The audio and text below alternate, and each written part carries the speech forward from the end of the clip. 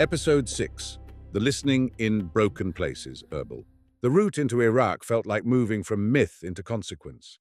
Airports became smaller, more guarded. Conversations got quieter. The landscape hardened into browns and greys, punctuated by checkpoints where young men held rifles like uncomfortable extensions of their bodies. In Erbil, the citadel rose above the city like a fossilized thought, ancient, stubborn, refusing to be erased. Markets spilled with color, pomegranates piled like rubies, spices in dusty pyramids, fabrics bright as arguments. Life continued with the defiant normalcy of people who have learned that fear doesn't get the last word unless you let it. Daria met us in a cafe that smelled of strong tea and cigarette smoke. She was brisk, tired, kind in the way people become when kindness is no longer sentimental. "You're late," she said as greeting, then glanced at our faces and added, "You both look like men who think they're in a story." Miles laughed too loudly. "We're here to observe," he said. Daria's eyes moved to his phone. "Then observe the part of you that can't put that down," she said. Miles opened his mouth to retort. Then he noticed her expression, flat, not flirting, not impressed, and his bravado slipped a notch. I introduced myself. Daria shook my hand, then glanced at my ring. Her eyes paused, just long enough to be noticeable. "You got that in Turkey," she said. It wasn't a question. My throat tightened. "How do you know?" Daria shrugged. "Because Halim likes theatrics," she said, "even when he claims he doesn't." Miles stiffened. "So you know him too?" Daria took a sip of tea. "Everyone knows someone," she said. "Stop treating connection like conspiracy." We followed her to the clinic, a low building with peeling paint, crowded waiting room, the smell of disinfectant and sweat and patience. People sat with the stillness of those who know urgency doesn't always get rewarded. My first hour there dismantled something in me. A mother held a child with a fever, rocking gently, eyes hollow from sleeplessness. An old man sat with a bandaged foot, his face calm as if pain were weather. A teenager stared at the floor, hands shaking slightly, the kind of tremor that lives in the nervous system long after the event has ended. I carried supplies, fetched water, translated what little I could with gestures and broken phrases. I felt my scientific identity become irrelevant in the most humbling way. No one needed a lecture on attention networks. They needed antibiotics, bandages, listening. Miles wandered the clinic like a man who'd walked into a room he'd previously only described on a screen. His face tightened in a way I recognized, his armor recalibrating. "You okay?" I asked him quietly. He didn't look at me. "This isn't what I signed up for," he muttered. "No," I agreed. "It's what people live." He swallowed, jaw tense. "I'm not heartless," he said defensively. "I didn't say you were," I replied. But his need to insist on it told me something. His self-image was under threat. Cynicism is easy when suffering is abstract. That evening, Daria took us to meet Sheikh Karim in a small apartment that smelled of books and cardamom. Karim was elderly, hands steady, voice soft. He didn't ask us to admire him.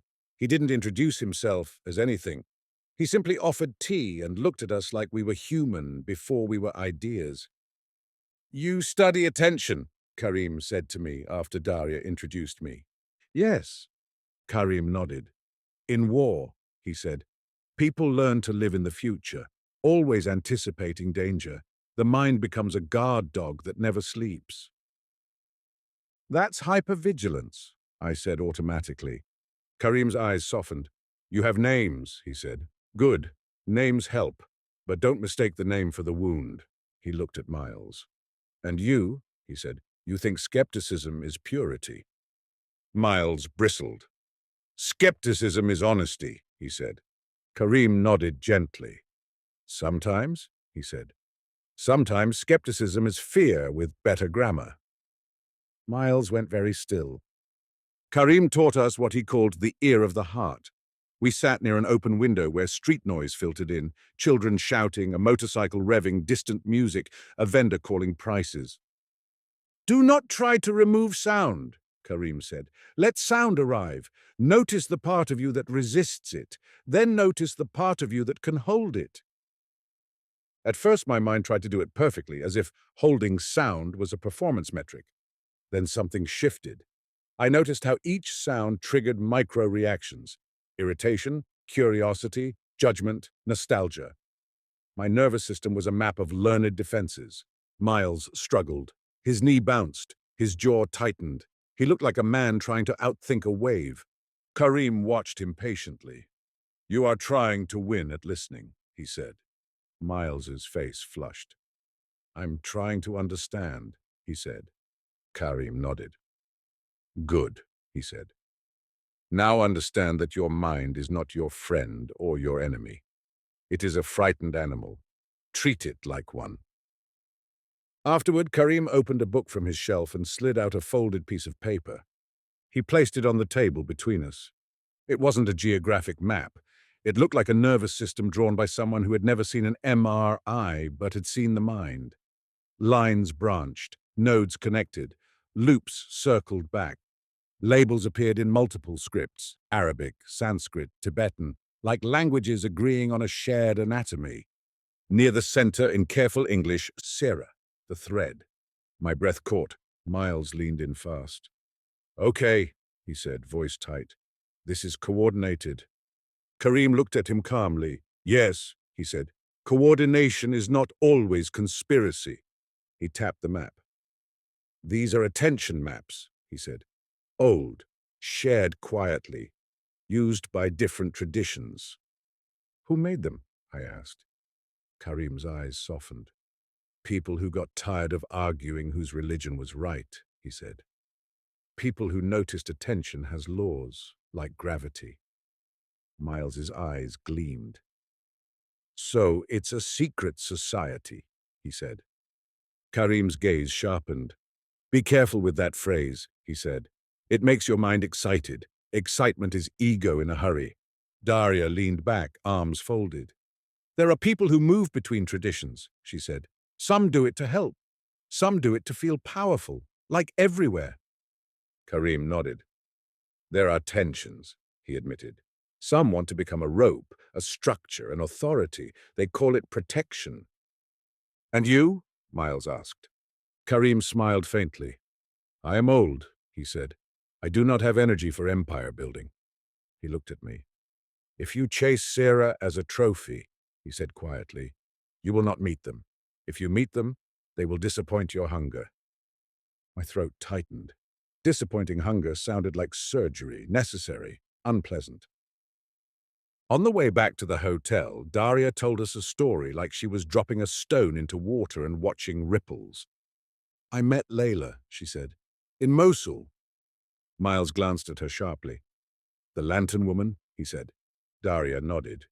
"Humanitarian corridor," she said. "She was smuggling lantern parts in a bread truck." "That sounds absurd," Miles said. Daria's mouth tightened. "Nothing is absurd in war," she said. "Inside the lanterns were medicine." I felt my stomach drop. Layla's lanterns weren't only metaphor. Daria looked at my wrist, at the red thread. "She tied that on you," she said. "Yes." Daria nodded. "Then you're in it," she said, "whether you wanted to be or not." "In what?" Miles demanded. Daria looked out the window at the street.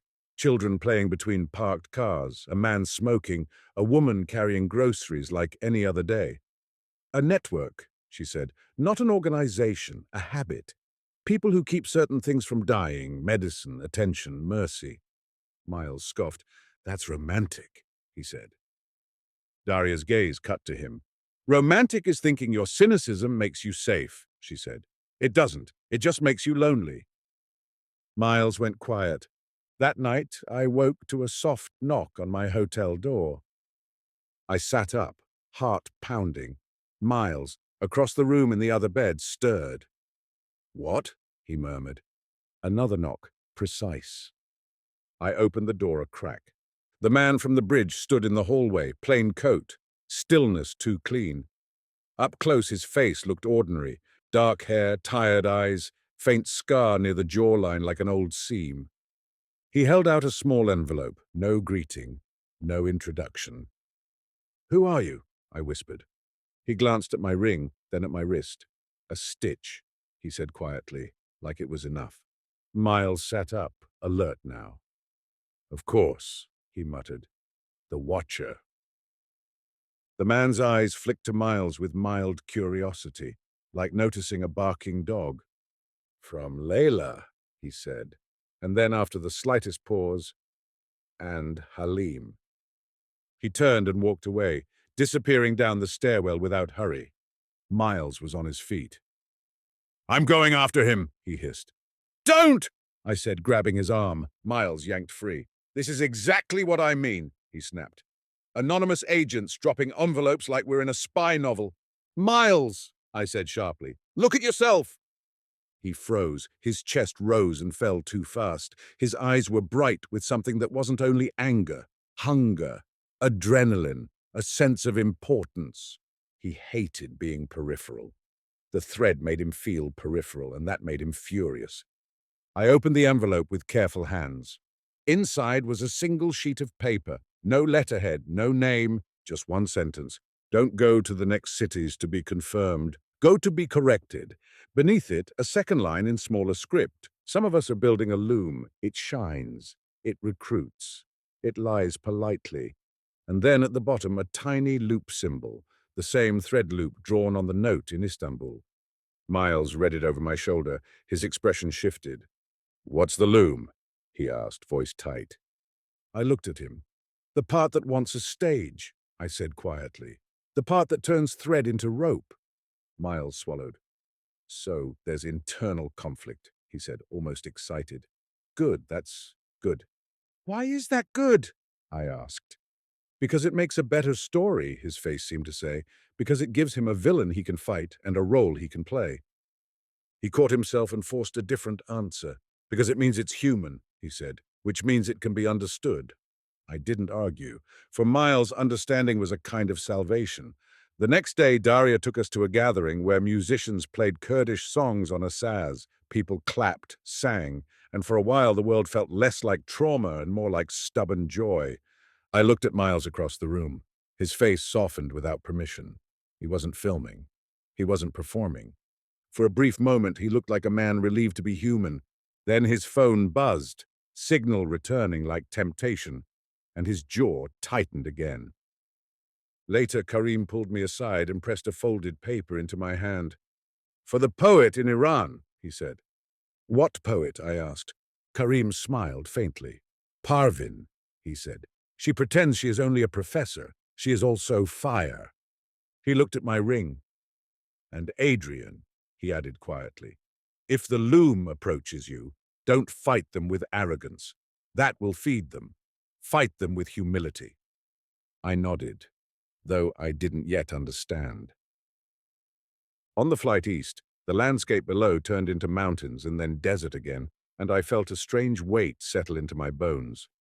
This wasn't a treasure hunt. It was an ethical terrain, one where the same tools that could rescue a mind could also be used to capture it. Miles stared out the window and said softly, almost to himself, "If there's a loom, I want to see it." I didn't like the tone. It sounded like appetite. "And if the loom wants to see you?" I asked. Miles smiled without humor. "Then they'll have to catch me," he said. But his eyes looked less like a man confident in escape and more like a man secretly hoping to be chosen, if only so he could reject it. I turned away and practiced Hassan's phrase silently. The real, the real, the real, not as certainty, as a handrail in thin air. Episode 7. Fire that doesn't consume, Shiraz, Persepolis, Yazd. Iran felt like someone had lowered the volume on the world, not quieter, still busy, still alive, but different in tone, like the air itself carried an older patience. The light was softer than Iraq's hard glare, filtered through a haze that made even sharp edges feel slightly humane. In the taxi from the airport, I watched the city pass. Tiled facades, small shops, fruit piled with the quiet pride of people who know what good pomegranates look like, motorbikes threading through traffic as if traffic were a suggestion. Miles sat beside me with his arms crossed, face turned toward the window. performing indifference with the intensity of a man afraid of his own curiosity. He'd been like that since Erbil, his skepticism more restless now, less triumphant. The map Karim had shown us, the stitched man in the hallway, the note about the loom, those things had done what debunking never does. They'd made his certainty feel small. A woman stood outside our hotel in Shiraz holding a cigarette like punctuation. When she saw us approach, she pushed off the wall with the casual authority of someone who doesn't need to be welcomed. Parvin. She was taller than I expected, wearing a long coat and a scarf that framed her face like a deliberate choice rather than a rule. Her eyes were alert, dryly amused, as if she'd been watching people insist on their own stories for decades and still found it somehow interesting. "You're late," she said. I had to stop myself from flinching. Everyone said that, as if lateness were a spiritual flaw. Miles scoffed immediately because scoffing was his way of trying to control the temperature of a room. "We just landed," he said. "Unless you wanted us to teleport." Parvin glanced at him as if he were a noisy appliance. Then her gaze moved to my hand. The ring. Her expression shifted, tiny, involuntary, like a musician recognizing a note. She recovered quickly, but not quickly enough. "You got that in Turkey," she said. It wasn't a question. I felt the familiar tightening in my chest. "How do you, Parvin lifted a finger. "Don't ask," she said, mirroring Halim's tone so perfectly it made my stomach drop. "Your mind will make a puzzle. Puzzles are how intelligent people avoid intimacy." Miles barked a laugh.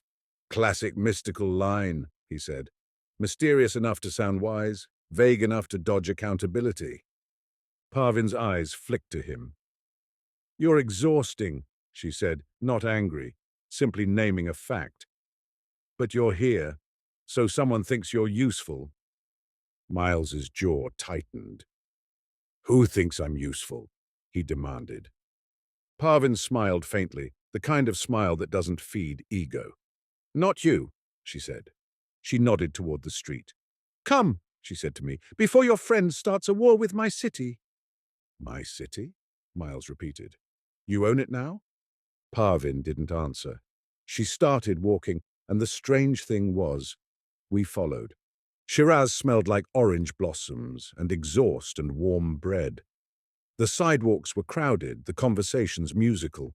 Parvin moved through the city with the ease of someone whose attention was wide, not scattered wide. She noticed everything without being grabbed by it. We passed a small bookshop and she paused. Inside, an old man looked up from a stack of volumes and smiled at her like she was family. Parvin greeted him in Persian, then gestured for us to enter. The shop smelled of paper and dust and tea. Shelves crowded the walls.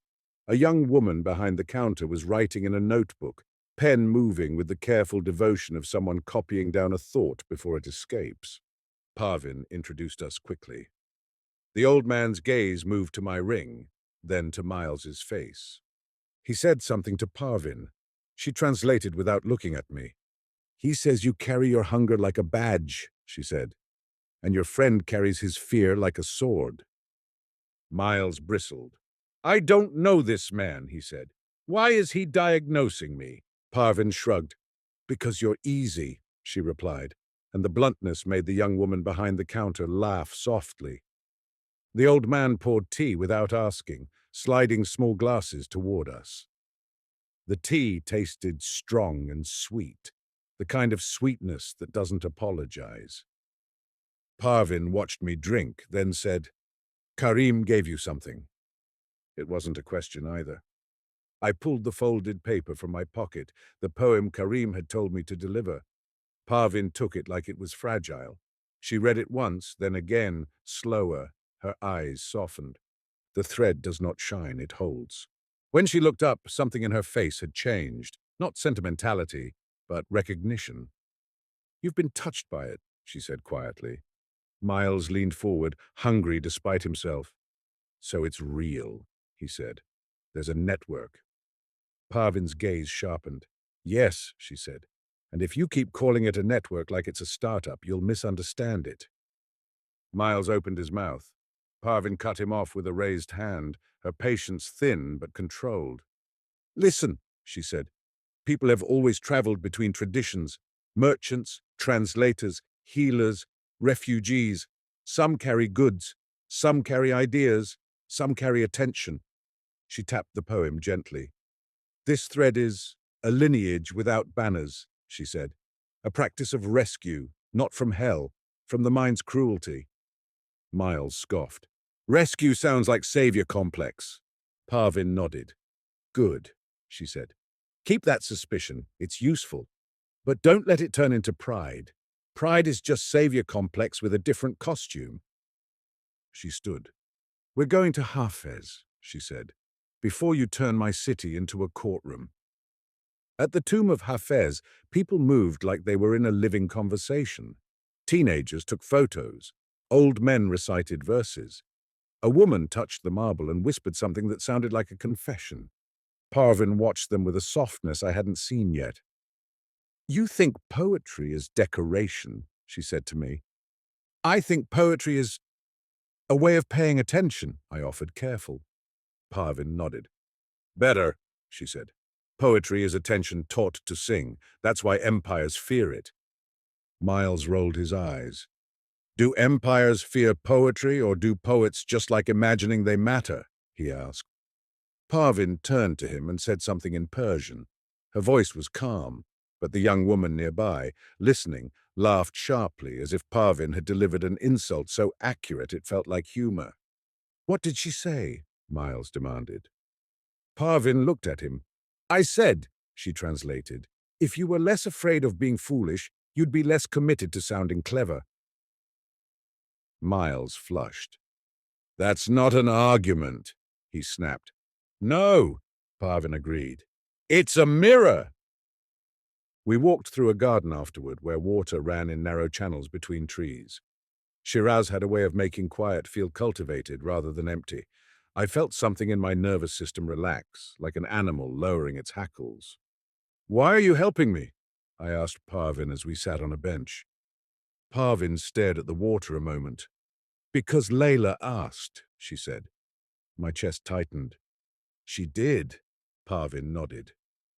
"She sent word weeks ago," she said. "She said a neuroscientist would arrive with a plain ring and a stubborn mind. She also said you'd be annoying." I laughed, despite myself, then felt the laugh catch in my throat. "And Sira?" I asked carefully.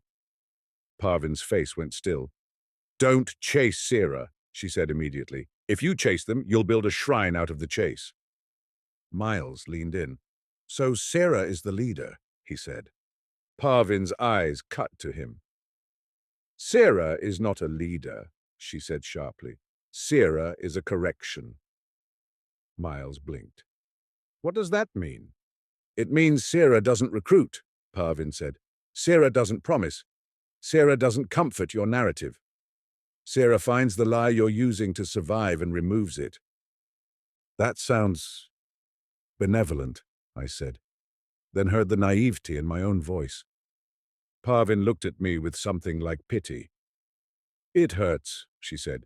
"Benevolence that hurts is hard for modern people. You think kindness must feel warm. Sometimes kindness is surgery." The next day, Parvin insisted we leave the city. "Persepolis," she said. "You need to see what happens when humans build a story so big it thinks it's permanent." The drive took us through dry hills under a sky that felt too wide for human ambition. The ruins rose from the ground like bones, columns, staircases carved with processions, lions frozen mid-stride. Walking among the stones, I felt the odd comfort of scale. My questions weren't unique. My hunger wasn't new. My mind wasn't special. Parvin ran her fingers near, never on, a carved relief of men carrying offerings. "Look," she said, "a procession, order, display, empire as ritual." Miles took out his phone.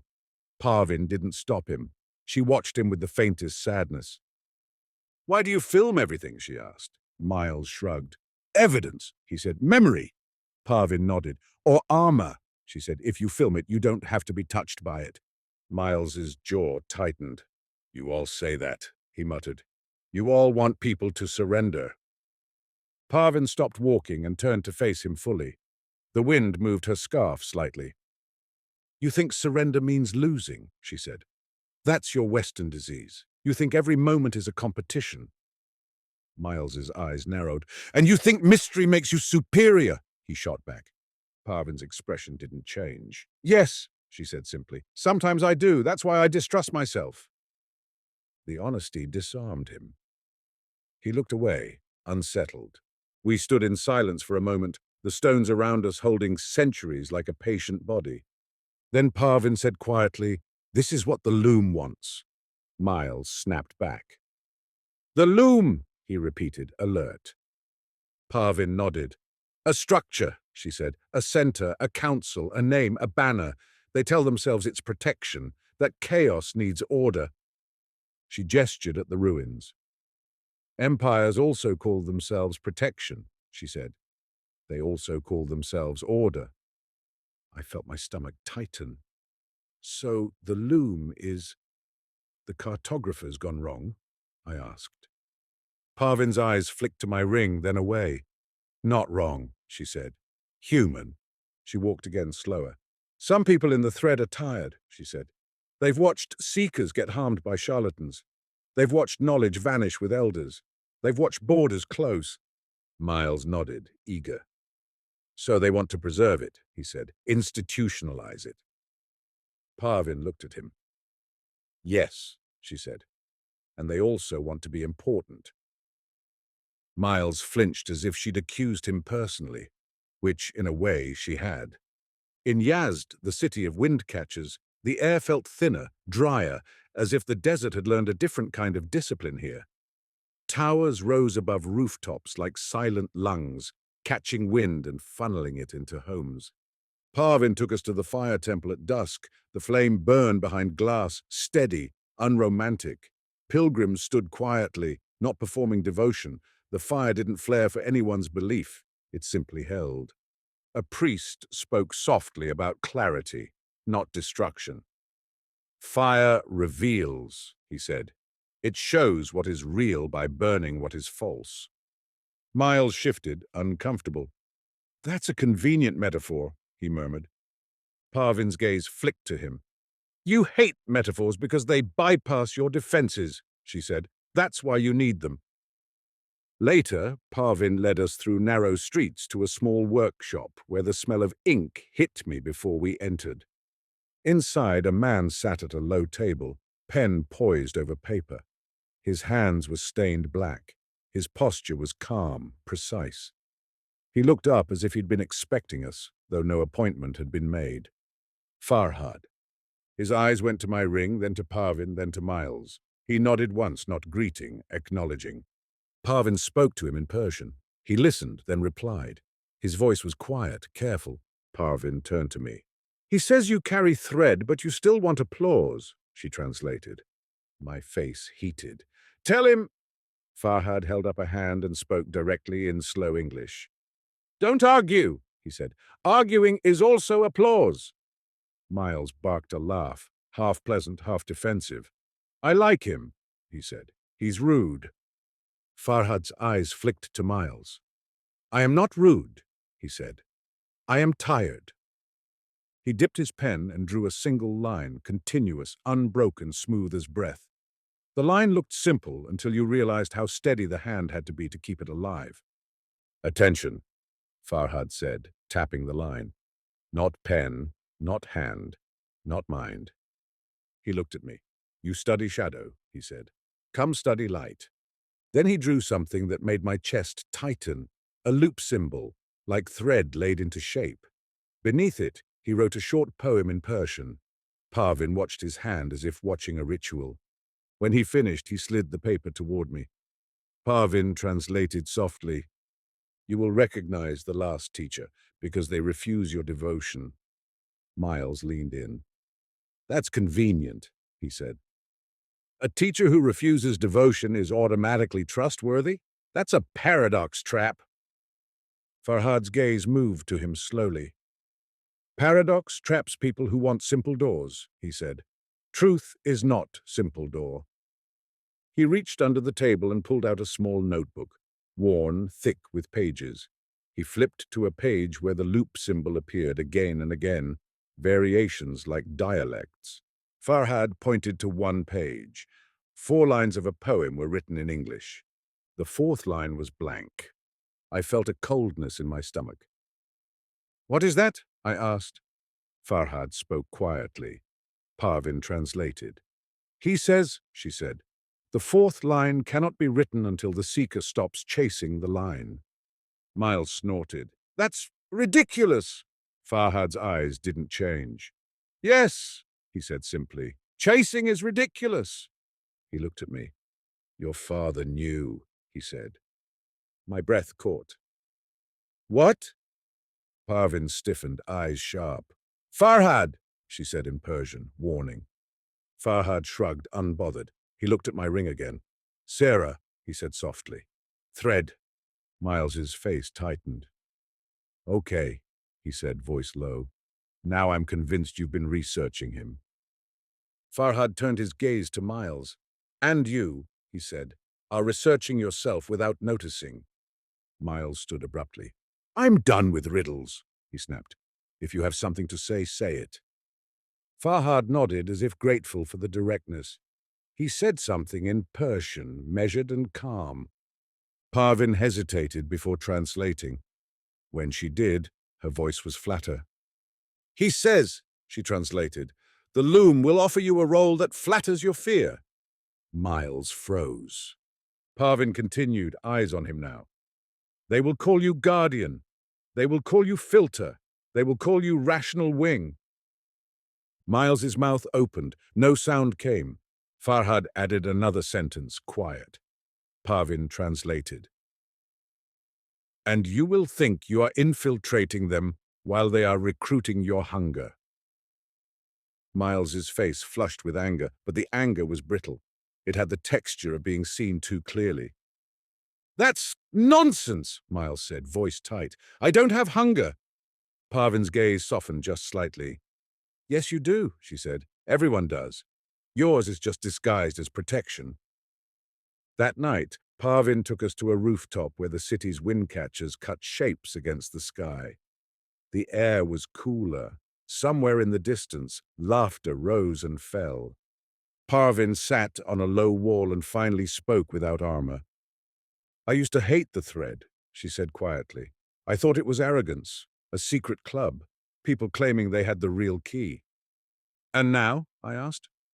Parvin stared out at the dark. "Now I know it's a rescue line," she said. "Some people drown in mysticism. Some drown in cynicism." She glanced at Miles.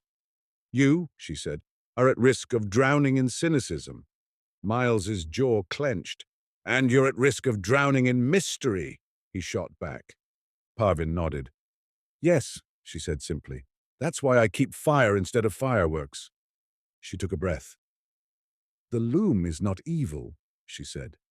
"Some of them genuinely want to protect seekers, to create safe places, to preserve maps. But they forget the first rule." "What rule?" I asked. Parvin's voice went quiet. "The moment you name yourself necessary," she said, "you begin lying." Miles looked away, unsettled.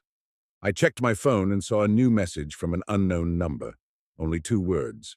Mumbai next. S. As if the world were moving pieces on a board, and my nervous system was the playing field.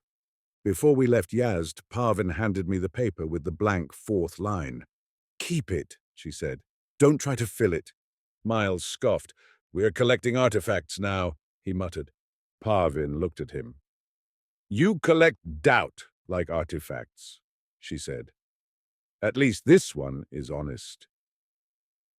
At the airport, as we waited to board, Miles's phone buzzed. He glanced at the screen, face tightening. "Who?" I asked. Miles hesitated a fraction too long. "Spam," he said. But when he slid the phone back into his pocket, his hand lingered there like it was holding something hot. I didn't push. Not yet. On the plane, as Iran fell away beneath us, desert, mountains, a patchwork of lives, Parvin's last warning echoed in my mind. They will call you guardian. They will flatter your fear. And I realized the loom wasn't only out there, it was also the part of the mind that wants to be important in the story of salvation. Episode 8, Mumbai, the marketplace of enlightenment. Mumbai hit like a drum. Heat, humidity, salt air, diesel, frying batter, incense that didn't apologize. The city was too alive to be romantic about itself. It didn't offer meaning. It offered friction. Everything wanted something. Money, relief, recognition, God. Mira met us at the airport wearing jeans and a kurta, hair pulled into a messy bun, eyes sharp with the exhaustion of academia. She held a small sign with my name misspelled in a way that made it feel friendly. "You're Adrian," she said, then looked at Miles. "And this is your documentary, Parasite." Miles smiled brightly. "Science communicator," he corrected. Mira's gaze flicked to his camera bag. "Parasite with a brand," she said, and walked away before he could respond. In the taxi, Mira spoke without turning her head. "Dr. Iyer told me you'd arrive with a head full of theories and a heart pretending it doesn't exist," she said. "That sounds like her," I murmured. Mira glanced at my hand. The ring caught the light. Her eyes narrowed. "Where did you get that?" "A magician," I said, because it had become my default answer and because it was technically true. Mira snorted. "Of course," she said. "All serious spiritual systems are run by craft nerds." Miles leaned forward. "Do you know what it means?" he asked, too eager. Mira shrugged. "It looks like embroidery notation," she said. "My grandmother used to mark things like that. Sarah, thread, silk, seam." She looked at me more carefully now. "You're wearing a seam," she said. "That's either charming or dangerous." "Both," I said. Mira nodded, satisfied. "Good," she said. "At least you're not pretending it's just charming." Mumbai's first lesson was speed. Streets swarmed with cars and scooters and pedestrians negotiating space like a continuous improvisation. Horns weren't anger, they were echolocation. The air itself seemed to vibrate. Mira took us to a cafe near her university where the walls were plastered with posters advertising spiritual workshops. Breath awakenings, sound healings, instant samadhi, quantum abundance. "India is not a monastery," she said, stirring her tea. "It's a marketplace, spirituality included." Miles smiled. "Finally," he said. "A sane person." Mira looked at him. "Don't get excited," she said. "Sane people also have blind spots." She took us the next day to Elephanta Caves, rock-cut temples on an island. The ferry ride smelled of algae and diesel.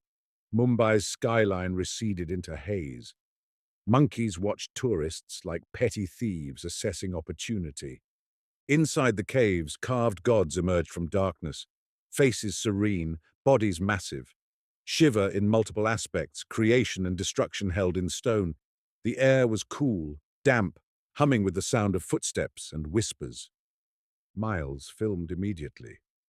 Mira watched him, then said quietly, "You're recording because you don't want to be affected." Miles didn't look up.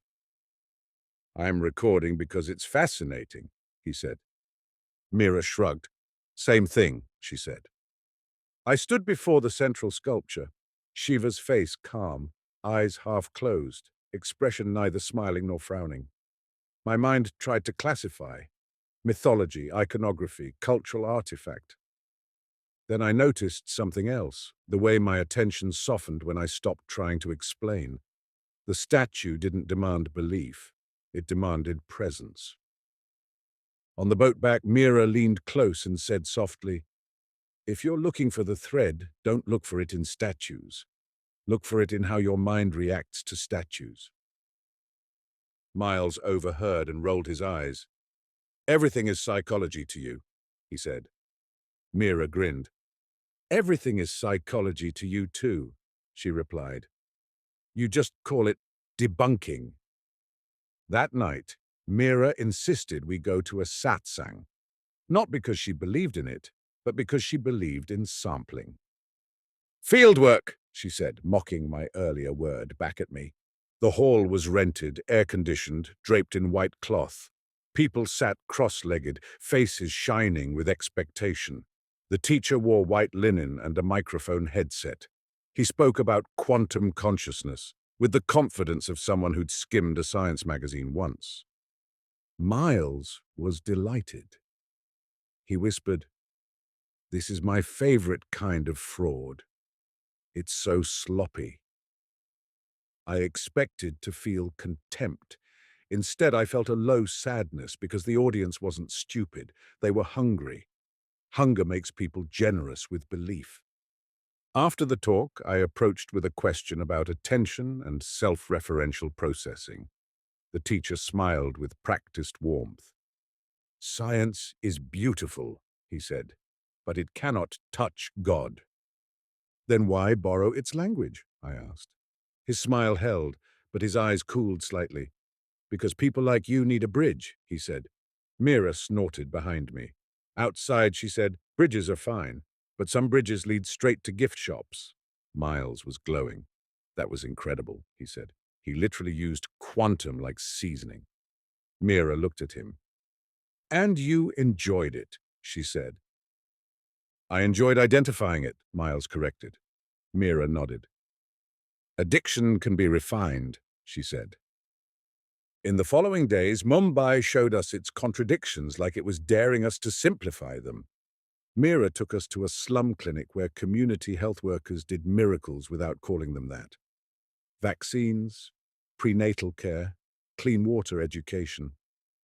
She took us to Dhobi Ghat, where men beat laundry against stone with rhythmic violence, turning other people's dirt into their own livelihood. She took us to Marine Drive at night, where the sea pressed against the city like a patient animal, and couples sat close, pretending the world wasn't heavy. Miles kept filming, but he filmed differently now, less triumphant, more careful. One evening, as we ate vada pav on a street corner, Mira asked Miles, "Why are you really here?" Miles froze. "I told you," he said, "to document, to protect my friend from cults." Mira took a bite and chewed slowly. "That's a noble story," she said. "It's also incomplete." Miles' jaw tightened. "What's your theory?" he snapped. Mira shrugged. "You want to be important in the story of truth," she said. "That's not evil. It's human. But if you don't see it, it will drive you." Miles stared at her, anger rising, then falling into something else, something like discomfort. That night, my phone buzzed with a message from Layla. "Lanterns are useful, but not every light is fire. If someone offers you a role, ask what it feeds." L. I stared at the text until my eyes stung. The next day, Miles vanished for 3 hours. He claimed he was walking. He returned with his posture slightly altered, shoulders tighter, eyes too bright. The same look he used to get after a successful interview when his channel's audience praised him. "What happened?" I asked. "Nothing," he said too quickly. Mira watched him over the rim of her tea. "Something happened," she said. Miles flashed his grin. "You're all paranoid," he said. "Mumbai makes people dramatic." Mira's eyes narrowed. "Mumbai makes people honest," she replied. "Drama is what you do with honesty when you're afraid." That evening, as we walked back from dinner, the man in the plain coat, the Stitch, appeared at the edge of a crowded sidewalk, like a punctuation mark in chaos. He didn't approach directly. He waited until we were near, then stepped into our path calmly. Miles froze. "You!" he said, voice sharp. The man looked at Miles, then at me. His gaze landed on my ring and wrist. He nodded once. He held out an envelope. Mira stepped forward, protective. "Who are you?" she demanded. The man glanced at her, and for a moment I saw something human in his eyes. Fatigue, restraint. "A Stitch," he said. Mira scoffed. "Everyone in this story is a metaphor," she muttered. The Stitch didn't respond. He handed me the envelope and stepped back. Miles lunged forward. "Wait!" he snapped. "Are you with the loom?" The Stitch's eyes flicked to Miles, and for the first time I saw mild irritation, like someone tired of being reduced. "I'm with the thread," he said quietly. And the thread is not one thing. Then he turned and disappeared into the crowd. Mira stared after him. Okay, she said slowly. Now I'm officially unsettled. We opened the envelope back at the cafe. Inside was a card with neat handwriting. The loom is in Mumbai. They will offer you a place to stand above others. Refuse. And beneath it, a second line. Different ink, as if added by another hand. But don't demonize them. Some are trying to protect what you haven't earned yet. P. Parvin. Miles read the card twice. His face went pale, then angry. So you're tracking us, he said. You're all tracking us. Mira watched him carefully. Who is you? She asked. Miles looked at her like she was being dense on purpose. The thread people, he said. The cartographers. Mira's eyes sharpened. Cartographers, she repeated. I hesitated, then told her what Karim had shown us, what Farhad had implied, maps of attention, a thread across traditions, a faction called the Loom that wanted structure and influence. Mira listened without interrupting. When I finished, she said, That explains a lot. What does? I asked. Mira leaned forward. There are people in India who genuinely try to protect seekers, she said. They're tired of predators. They're tired of foreigners romanticizing suffering. They're tired of spiritual tourism turning everything into content. Miles flinched slightly at the word content. Mira continued. Some of those protectors become controlling, she said, because control feels like safety. It's the same pattern everywhere. Religion, politics, academia. Miles's eyes narrowed. So the Loom is the controlling branch, he said. That's what I'm saying. Mira shook her head. You want villains, she said, because villains make your identity easy. But people aren't branches. They're knots. Miles opened his mouth to argue, but Mira cut him off gently. I'm not defending the Loom, she said. I'm warning you. Your desire to defeat them might feed the same hunger they feed. Miles's face tightened. He looked away. That night, Mira took me aside outside her apartment building. The air was thick with humidity. A dog barked somewhere in the dark. I spoke to Dr. Iyer, Mira said quietly. My stomach tightened. What did she say? Mira hesitated. She said you're brilliant and stubborn, she said. She also said you have a talent for turning pain into purpose, and that it sometimes makes you blind. I swallowed. Blind to what? Mira looked at me carefully. Blind to how much you want someone to tell you you're doing the right thing, she said. I felt heat rise in my face. I don't... Mira raised a hand. Don't perform for me, she said. I'm not your mentor. She glanced toward the street where people moved like a river. Listen, she said. If the Loom approaches, it will approach Miles first. Why Miles? Mira's mouth tightened.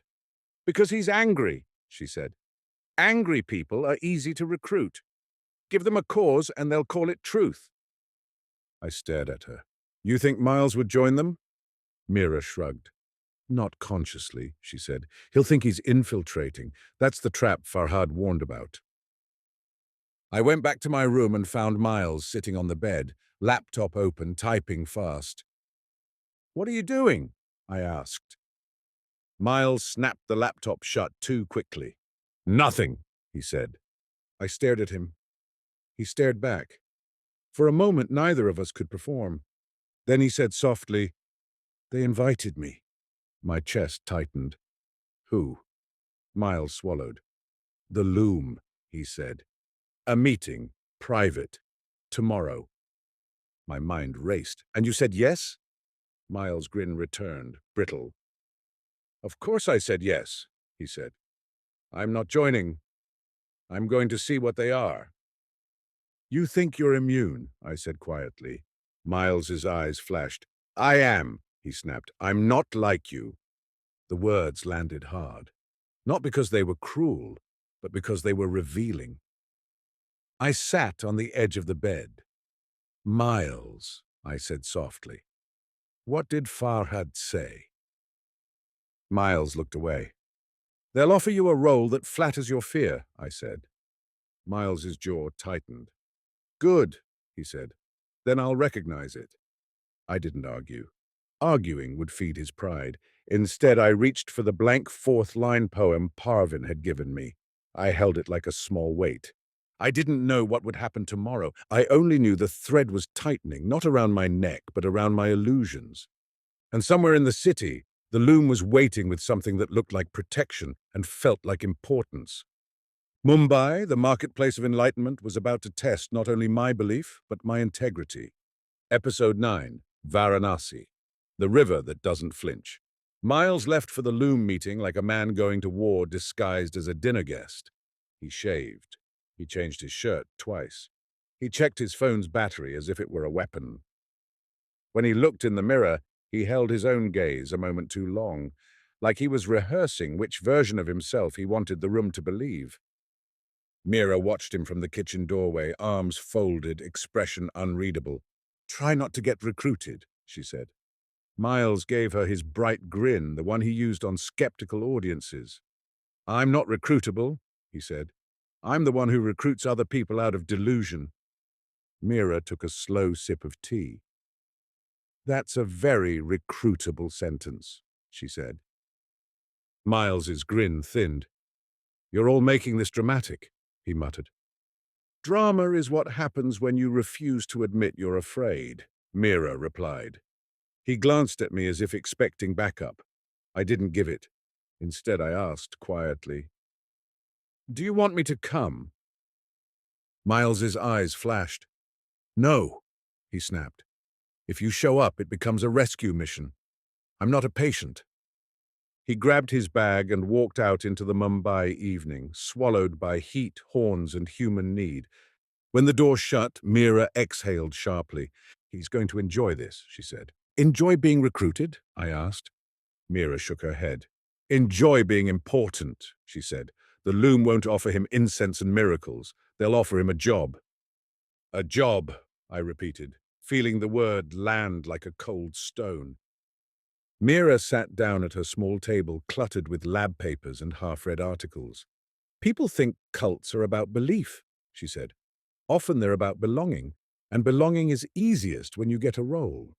I rubbed the ring on my finger without meaning to. SERA, faint inside the band like a secret that refused to be loud.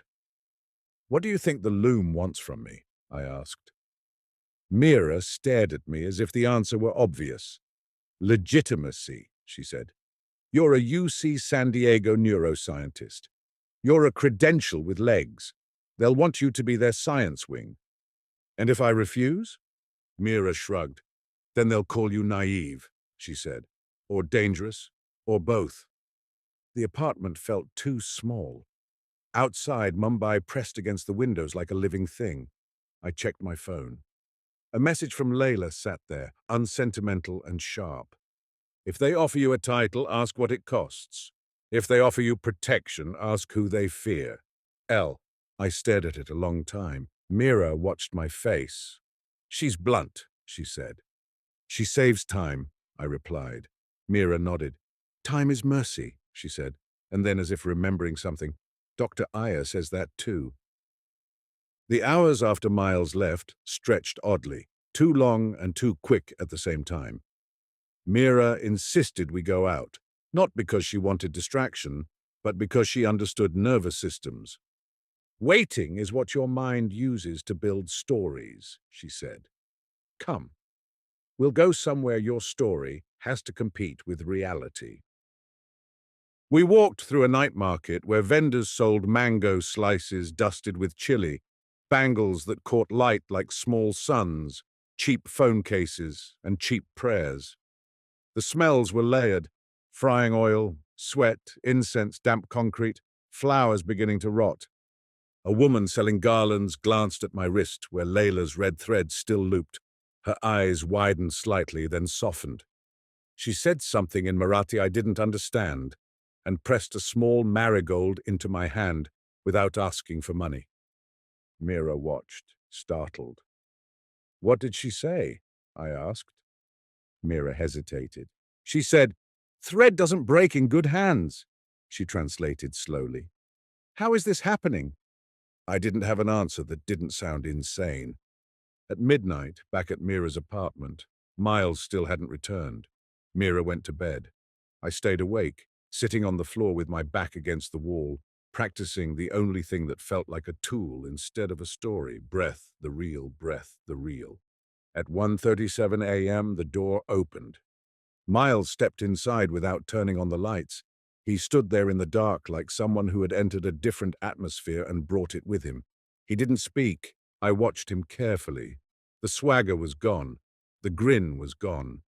Something else sat in his posture now, tightness that looked almost like shame. "Miles," I said softly. He flinched, then forced himself to breathe. "They're not stupid," he said finally. "That's rarely the problem," I replied. He set his bag down carefully like it held something fragile. "They knew everything," he said. "About you, about Dr. Iyer, about Layla, about Halim, about my channel." He laughed once, hollow. "They complimented my work," he added. "They called me necessary." My stomach tightened. "And you liked that?" Miles's voice snapped. "Of course I liked that," he hissed. "Who wouldn't?" Then he caught himself. His voice dropped. "They said they need skeptics," he said, "to protect seekers, to filter frauds, to keep the maps from being abused." Mira's words returned like a warning bell. "They'll offer him a job." "Did they show you maps?" I asked. Miles hesitated. "Yes," he said. "And something else."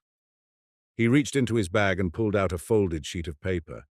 A diagram drawn by hand, branching lines, loops, nodes. Like Karim's attention map, but cleaner, more polished, annotated in English with the confidence of an institution. In the corner was the loop symbol again, thread turned into logo. And beneath it, a word that made my skin prickle. The loom. Miles swallowed. "They have a name," he said, almost reverent. "They're not hiding." "Names are a kind of hiding," I muttered. Miles looked at me sharply. "They're organizing," he said. "They're building safe houses, clinics, verified teacher lists. They want to stop predators." "That's not evil," I said carefully. "It's not," Miles agreed quickly, grateful. "Exactly, it's not evil, it's necessary." The word again.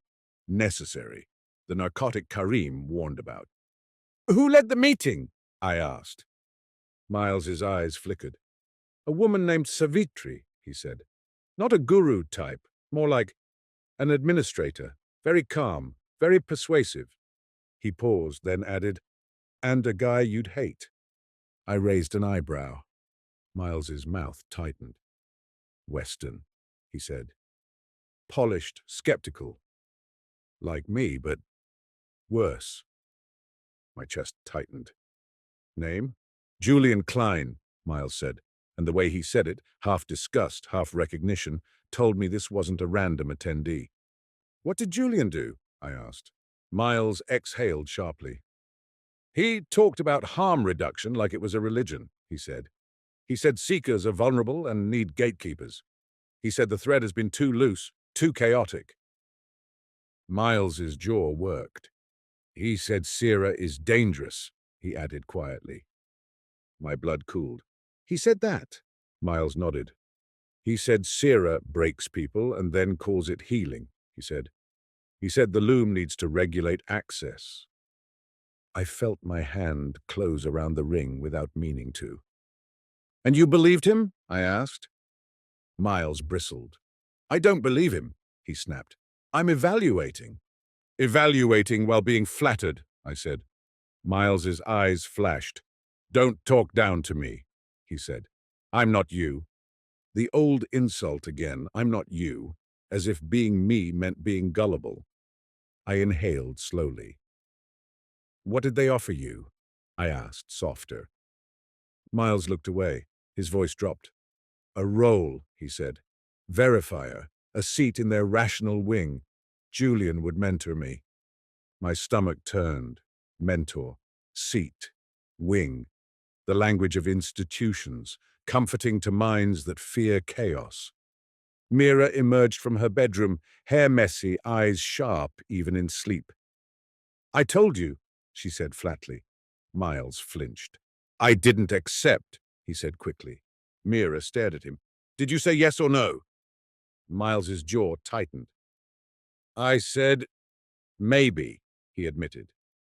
Mira's expression didn't change, but something in her eyes hardened. That's yes, she said. Miles's face flushed. I said maybe so I could see more, he insisted. So I could infiltrate. Mira snorted. Everyone thinks they're infiltrating, she said. That's how recruitment works. It preserves your self-image. Miles stood abruptly. You don't know me, he snapped. Mira didn't blink. I know your nervous system, she said, and it's loud right now. Miles stared at her, then at me, then, like a man realizing he'd walked into a mirror, sat down hard on the edge of the couch. I'm not joining, he muttered, but the sentence sounded like a prayer he didn't fully believe. Mira looked at me. Get him out of Mumbai, she said. Mumbai is the loom's favorite city. Too many hungry people. Too many lonely foreigners. Too much opportunity. Varanasi, I said, thinking of S's earlier message, thinking of the river that doesn't flinch. Mira nodded. Yes, she said. Death has no patience for recruitment speeches. Miles looked up. We're not running, he said. We're moving, I replied. There's a difference. He didn't argue. We left Mumbai by train in the grey hour before dawn, the city still buzzing like a restless brain. The sleeper carriage smelled of chai, sweat, metal, and old fabric. Families settled in with practiced ease. Vendors walked the aisle calling out snacks. A child stared at my red thread bracelet as if it were a trick. Miles sat by the window, jaw tight. He hadn't slept. His phone rested in his hand like a live animal. You're going to film the whole world into safety, I said softly. Miles' eyes flicked to me. At least filming is honest, he muttered. It admits there's a viewer. That's not what you're doing, I said. He looked away. The train moved north through changing landscapes. Urban sprawl giving way to fields, then villages, then stretches of dry land where people work with the stubborn patience of those who don't have the luxury of existential crisis. At a stop near a smaller station, a man climbed into our compartment and sat across from us without asking. He was in his 30s, clean-shaven, wearing simple clothes that looked expensive only because they fit perfectly. His posture was relaxed in a controlled way, the way ex-military men sometimes sit when they've trained their bodies not to reveal anxiety. He glanced at my hand, his eyes paused at the ring, then he smiled, not warmly, precisely. Adrian Rao, he said, voice crisp. UC San Diego. My stomach dropped. Who are you? I asked. He leaned back as if enjoying a game. Julian Klein, he said. We were introduced last night in a room you weren't in. Miles went stiff. What are you doing here? He snapped. Julian's smile widened slightly. Traveling, he said. Like you, like all pilgrims who pretend they're tourists. Mira's warning echoed. They'll approach Miles first. But Julian wasn't approaching Miles. He was approaching both of us, smoothly, without urgency. Your loom, I said. Julian shrugged. Labels, he said. I work with people who don't like to watch others get harmed. Convenient, Miles muttered. Julian's gaze flicked to Miles, amused. You have a talent for moral theater, he said. It's why Savitri likes you. Miles bristled. Stop flattering me, he snapped. Julian lifted his hand slightly. No flattery, he said. Observation. He looked at me again. Dr. Iyer speaks highly of you, he said. My chest tightened. Have you met her? Julian's eyes held mine. Not directly, he said, which felt like a deliberate choice of words. But we share concerns. What concerns? I asked. Julian leaned forward, voice lower. Unregulated methods, he said. Romantic seekers. People who destabilize themselves chasing truth and then blame everyone else when their nervous system collapses. He glanced at my ring again. You're chasing Sarah, he said. The name hit my body like a small electrical shock. I'm not chasing anyone, I said. Julian smiled as if I'd made a charming mistake. Everyone is chasing something, he said. The only question is whether the chase is conscious. Miles leaned forward. "What do you want?" he demanded. Julian looked at him with mild pity. "We want you both to not get hurt," he said. "And we want the maps to survive without becoming weapons." I heard the rehearsed elegance in the sentence, true enough to be convincing, vague enough to cover ambition. "And the loom?" I asked. "What do you want to build?" Julian's eyes gleamed. "Structure," he said. "Accountability. Gatekeeping, if you prefer the ugly word." "Gatekeeping is always ugly," Miles snapped. Julian nodded. "Yes," he said, "and sometimes necessary." There it was again. Necessary. The narcotic word. Julian watched my reaction and softened his tone slightly, as if shifting from knife to balm. "Adrian," he said, "you're a neuroscientist. You know destabilization, dissociation, psychosis. You know what happens when people push practices without guidance." I felt my chest tighten. He wasn't wrong. I'd read enough clinical reports, meditation-related adverse events, spiritual emergencies, people with trauma triggering themselves into collapse. Julian saw the opening and pressed gently. "Sierra's methods are blunt," he said. "They work, sometimes. They also break people who aren't ready. That's why the loom exists, to create readiness, to protect." Miles barked a laugh. "Protect by controlling access," he said. "You're building a priesthood." Julian's smile didn't change. "A safety board," he said. "You of all people should like that. Verifiers, evidence, harm reduction." Miles looked momentarily tempted, then angry that he was tempted. Julian leaned back and glanced out the window at fields sliding past like slow thought. "Varanasi will impress you," he said conversationally. "It impresses everyone. Death is dramatic. It makes seekers feel honest without doing the slow work." I felt heat rise in my face. "Don't talk about my motives," I said. Julian's eyes returned to me calm. "I'm not," he said. "I'm talking about patterns." He stood, smoothing his shirt. "We'll meet again," he said, as if it were weather. Then he walked out of the compartment, disappearing into the moving train. Miles stared after him, face pale. "I hate him," he said. "That's dangerous," I replied. Miles turned to me sharply. "What? We're not allowed to hate the villain now?" "He's not a villain," I said, and tasted the complexity as I said it. "He believes he's protecting people." Miles's jaw tightened. "That's what villains always believe," he muttered. I didn't argue. I watched the countryside pass and felt the thread tighten, not around my neck, but around my attention. Varanasi arrived like a fever dream. The station was crowded, loud, thick with bodies and heat. Outside, rickshaw drivers called out offers with the intensity of men selling oxygen. The air smelled of smoke, sewage, jasmine, fried dough, and something older. Something like history's sweat. We found a cheap guest house near the river. The stairwell was narrow, the walls stained, the room small. From the window I could see the Ganges moving, dark, indifferent, steady. At dawn we went to the Ghats. The city was already awake. Pilgrims moved in lines. Priests chanted. Vendors sold flowers and small clay lamps. A cow stood calmly in the middle of chaos, like it had accepted its own divinity. The river didn't look holy. It looked like water carrying everything humans refuse to hold. It moved with the calm of something that had seen too much to be impressed. Miles stood beside me, silent for once. He watched a family offer lamps to the water, tiny flames floating briefly, then swallowed. "This is intense," he said quietly. "Don't get drunk," I replied, hearing Parvin's voice in my own. Miles looked at me sharply.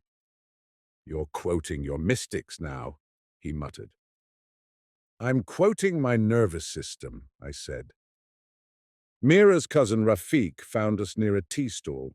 He was quick-witted, practical, and treated my spiritual seriousness like a mildly amusing illness. "You're the San Diego guy," he said, shaking my hand. Then he looked at Miles. "And you," he said, "you look like you want to arrest the river." Miles frowned. "I don't," he said. Rafiq grinned. Sure, he said. Come, Shanta will like you. Shanta's shelter for widows was tucked into a narrow lane, quiet in a city that seemed incapable of quiet. Inside, women sat sorting lentils, cooking, talking softly. The air smelled of turmeric and soap and sweat. Shanta herself looked like someone carved from stubbornness. Her hands were stained with turmeric and ash. Her eyes were bright, uncompromising. "You're from America," she said to me, looking me over. "Why are you here?" "To understand consciousness," I began, then stopped. The words felt like paper in a place of fire. "To stop being confused," I said instead. Shanta nodded as if I'd finally spoken sensibly. "Then start with suffering," she said. "Consciousness is not only bliss." She looked at Miles. "And you?" she asked. "Why are you here?" Miles straightened. "To protect my friend," he said quickly. "To make sure he doesn't get manipulated." Shanta stared at him a long moment, then said, "That's a beautiful lie." Miles flushed. "Excuse me?" Shanta's voice stayed flat. "You're here because you're hungry too," she said, "but you hate your hunger, so you call it protection." Miles's jaw tightened. "You don't know me," he snapped. Shanta shrugged. "Everyone is the same when they suffer," she said. "Different costumes, same wounds." Miles looked like he wanted to argue. He didn't. Maybe because something in Shanta's tone made argument feel childish. Shanta put us to work, washing dishes, carrying water, sorting lentils. No spiritual lecture, just service. She watched me carefully, as if assessing whether I'd turn it into performance. At noon, Rafiq took me to meet a Sanskrit scholar named Pandit Mishra in a house so narrow it felt like the walls were listening. Mishra was old, small, eyes bright with mischief. He looked at my ring and laughed softly. "You know what sutra means?" he asked. "Scripture," I guessed. Mishra shook his head. "Sutra means thread," he said, delighted. "A thread that holds teachings together, a thread that can be woven into cloth." He leaned forward. "You modern people think knowledge is information," he said. "We thought knowledge was what holds when you suffer." He pointed toward the river outside. "The Ganga teaches sutra every day," he said. "Continuity." I felt something click, thread everywhere, even in language itself. Back at the Ghats that evening, we stood at a distance from the cremation fires. The air was thick with wood smoke. Flames rose and fell. Families stood close, faces lit by firelight. No melodrama, just endings. My chest tightened. My father's absence rose like a wave. I felt my mind reach for theory, for distance. I forced myself to stay. Shanta stood beside me, ash-stained hands folded. She watched my face without pity. "You're thinking about someone," she said. "My father," I admitted. Shanta nodded. "Good," she said. "Then don't run away with philosophy." Miles stared at the fires, face pale. "This is not content," he whispered, and I heard him trying to convince himself to be decent. Later, in a narrow alley, we passed a group of tourists taking selfies with the flames behind them. Miles' anger flared. "Disgusting!" he hissed. Shanta's voice cut through, calm and sharp. "Don't pretend you're better," she said. "You came here to take something too, just not with a camera." Miles froze, stunned into silence. That night, in our guest house room, Miles finally spoke without performance. "They offered me a seat," he said quietly, staring at his hands. "They said I could be a guardian." "A guardian of what?" I asked. "Of seekers," he said. "Of truth, of the maps." He laughed once, bitter. "They made it sound like a moral duty." "And you liked that?" I said gently. Miles' jaw tightened. "I hate that I liked it," he whispered. He looked up at me, eyes raw. "You know what Julian said?" he asked. "No," I said. Miles swallowed. "He said you're the type who gets hurt," he said. "He said your openness is a liability." He said the loom exists to stop people like you from being destroyed by people like Sierra. My stomach tightened.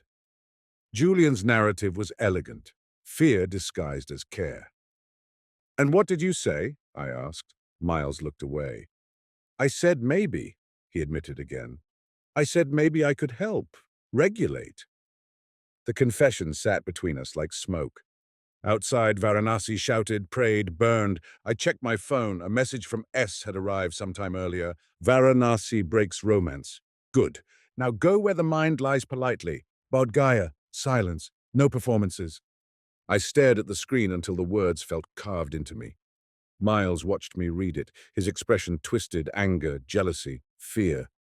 "They're still messaging you," he said. I looked at him. "They're messaging the parts of me that are willing to be corrected," I said softly. Miles flinched as if struck. In the morning, we left Varanasi with ash in our clothes and the river's indifference in our bones. The train to Bodh Gaya felt quieter, not because the world had changed, but because something in me had. And behind that quiet was a growing understanding. The loom wasn't only out there in rooms with persuasive people. The loom was the mind's impulse to build a structure around fear and call it safety.